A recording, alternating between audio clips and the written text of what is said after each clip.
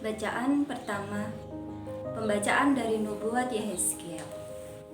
Tuhan bersabda kepadaku, "Hai anak manusia, engkau tinggal di tengah-tengah kaum pemberontak. Mereka mempunyai mata, tetapi tidak melihat. Mereka mempunyai telinga, tetapi tidak mendengar. Sebab mereka itu kaum pemberontak.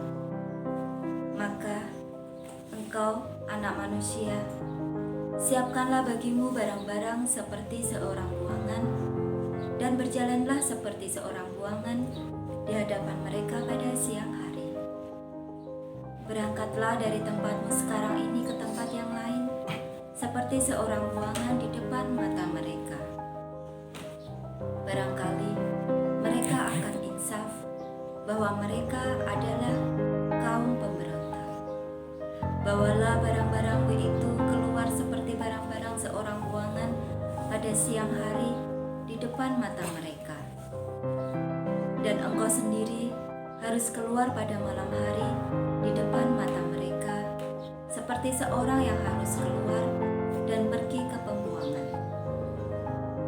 Di depan mata mereka, buatlah sebuah lubang dan keluarlah dari situ. Di depan mata mereka, taruhlah barang-barangmu di atas bahumu, dan bawalah itu keluar pada malam gelap. Engkau harus menutupi mukamu, sehingga engkau tidak melihat tanah. Sebab aku membuat engkau menjadi lambang bagi kaum Israel. Lalu, kulakukan seperti diperintahkan kepadaku. Aku membawa pada siang hari barang-barang seperti perlengkapan seorang buangan. Dan pada malam hari, aku membuat lubang di tembok dengan tanganku. Pada malam gelap aku keluar, dan di hadapan mata mereka, aku menaruh barang-barangku ke atas bahuku. Keesokan harinya, turunlah sabda Tuhan kepadaku. Hai anak manusia, bukankah kaum Israel, kaum pemberontak itu bertanya kepadamu, apakah yang kau lakukan ini? Katakanlah kepada mereka, beginilah sabda Tuhan Allah. Ucapan ilahi ini mengenai Raja di Yerusalem dan seluruh kaum Israel yang tinggal di sana. Katakanlah, aku menjadi lambang bagimu seperti yang kulakukan ini. Begitulah akan berlaku bagi mereka. Sebagai orang buangan, mereka akan pergi ke pembuangan. Dan raja mereka akan menaruh barang-barangnya ke atas bahunya pada malam gelap dan akan pergi keluar. Orang akan membuat sebuah lubang di tembok supaya baginya ada jalan keluar. Ia akan menutupi mukanya supaya ia tidak akan melihat tanah itu. Demikianlah sabda Tuhan. Syukur kepada Allah. Inilah Injil Yesus Kristus menurut Matius. Dimuliakanlah Tuhan. Sekali peristiwa, datanglah Petrus kepada Yesus dan berkata, "Tuhan, sampai berapa kali aku harus mengampuni saudaraku jika ia berbuat dosa terhadap aku? Sampai 7 kalikah?"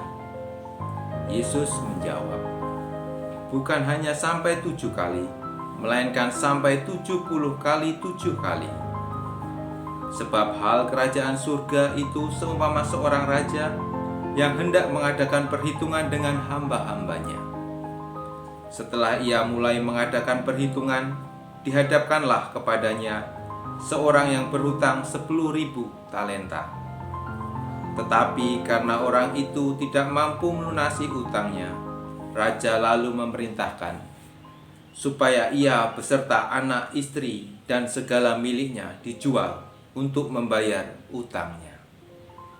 Maka bersujudlah hamba itu dan menyembah dia, katanya, 'Sabarlah dahulu, segala utangku akan kulunasi.'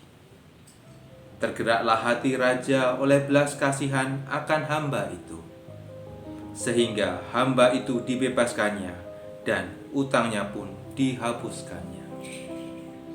Tetapi ketika hamba itu keluar, ia bertemu dengan seorang hamba lain yang berhutang 100 dinar kepadanya. Kawan itu segera ditangkap dan dicekik, katanya, "Bayarlah hutangmu." Maka sujudlah kawan itu dan minta kepadanya, "Sabarlah dahulu, utangku itu akan kulunasi."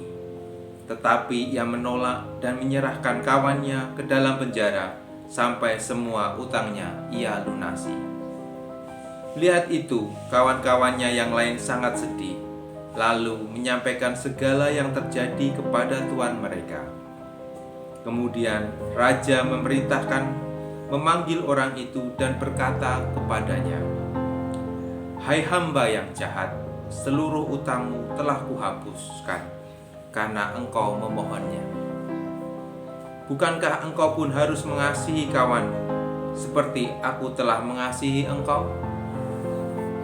Maka marahlah tuannya dan menyerahkan dia kepada algojo sampai ia melunasi seluruh utangnya.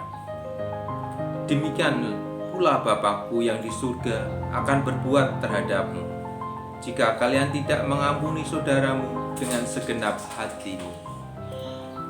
Setelah Yesus selesai dengan pengajarannya, berangkatlah ia dari Galilea dan tiba di daerah Yudea di seberang sungai Yordan.